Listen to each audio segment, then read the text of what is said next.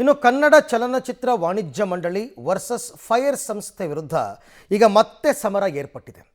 ಚಿತ್ರರಂಗದಲ್ಲಿ ಮಹಿಳೆಯರ ದೌರ್ಜನ್ಯಕ್ಕೆ ಸಂಬಂಧಪಟ್ಟಂತೆ ತನಿಖೆಗಾಗಿ ಆಂತರಿಕ ದೂರು ಸಮಿತಿಯ ರಚನೆಯನ್ನು ಮಾಡಿ ಚಲನಚಿತ್ರ ಮಂಡಳಿ ಈಗ ಅದನ್ನು ತಡೆ ಹಿಡಿದಿದೆ ಅಂತ ಫೈರ್ ಸಂಸ್ಥೆಯ ನಟ ಚೇತನ್ ಅವರು ಆರೋಪಿಸಿದ್ದಾರೆ. ಚಲನಚಿತ್ರ ವಾಣಿಜ್ಯ ಮಂಡಳಿಯ ಚುನಾವಣೆಯ ಕಾರಣವನ್ನು ಮುಂದಿಟ್ಟುಕೊಂಡು ತಡೆ ಹಿಡಿದಿದ್ದರು.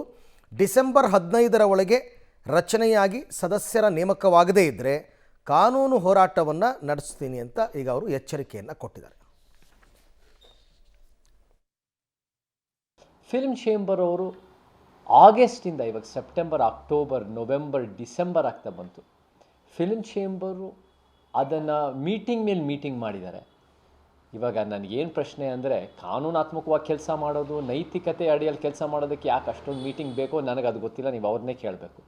ಆದರೆ ಮೀಟಿಂಗ್ ಮೇಲೆ ಮೀಟಿಂಗ್ ಮಾಡಿಬಿಟ್ಟು ಕೊನೆಗೆ ನಮ್ಮ ಫೈರ್ ಪ್ರೆಸಿಡೆಂಟ್ ಕವಿತಾ ಲಂಕೇಶ್ ಮುಖಾಂತರ ಒಂದು 11 ಸದಸ್ಯರ ಆಂತರಿಕ ದೂರು ಸಮಿತಿ ಅನ್ನೋದನ್ನು ನಮಗೆ ತರೋದಕ್ಕೂ ಯಾರ್ಯಾರು ಸೇರಿಸ್ಕೋಬೇಕು ಅಂತ ಅವರ ಲೆಟರ್ ಹೆಡ್ ಮೇಲೇ ಈ ಒಂದು film chamber, Karnataka film chamber, ನಮಗೆ ಬೇರೆ ಬೇರೆ ಫಿಲ್ಮ್ ಚೇಂಬರ್ಗಳು ಇದ್ದಾವೆ, ಅದೇ ಕರ್ನಾಟಕ ಫಿಲ್ಮ್ ಚೇಂಬರ್ ಇದನ್ನು ಗುರುತಿಸಿ ಇದನ್ನು ಮಾಡಬೇಕು ಅಂತ ಸ್ಟೇಟ್ ವಿಮೆನ್ ಕಮಿಷನ್ ಅಡಿಯಲ್ಲಿ ಕೆಲಸ ಮಾಡೋಕ್ಕೆ ತಯಾರಾದರು.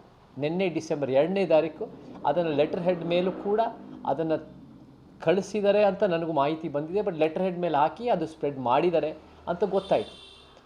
ಅದರ ನಂತರ ಏನಾಗಿದೆ ಅಂತ ನನಗೆ ಗೊತ್ತಿರೋ ಪ್ರಕಾರ, ಕೆಲವು ಮೂಲಗಳು ಹೇಳೋ ಪ್ರಕಾರ, ಅಲ್ಲಿರೋ ಫಿಲ್ಮ್ ಚೇಂಬರ್ನಲ್ಲಿರೋ ಅನೇಕ ಒಂದು ಗಂಡಸರು ಮತ್ತು ಹೆಂಗಸರು, ಬೇರೆ ಬೇರೆ ಒಂದು ರೀತಿ ಮನುಷ್ಯರು, ಹೆಚ್ಚಾಗಿರೋ ಗಂಡಸರು, ಅವರೆಲ್ಲ ಇಲ್ಲ ಈ ಒಂದು ಆಂತರಿಕ ದೂರು ಸಮಿತಿ ಆಗಬಾರ್ದು, ICC ಆಗಬಾರ್ದು, ಕಾನೂನು ಅಡಿಯಲ್ಲಿ ಕೆಲಸ ಮಾಡಬಾರ್ದು ಅನ್ನೋ ರೀತಿಯಲ್ಲಿ ಹೇಳಿ ಈ ಒಂದು ಏನು ಲೈಂಗಿಕ ಕಿರುಕುಳ ಇದೆಯೋ ಅದನ್ನು ತೆಗೆದಾಕಕ್ಕೆ ಹೋಗದೆ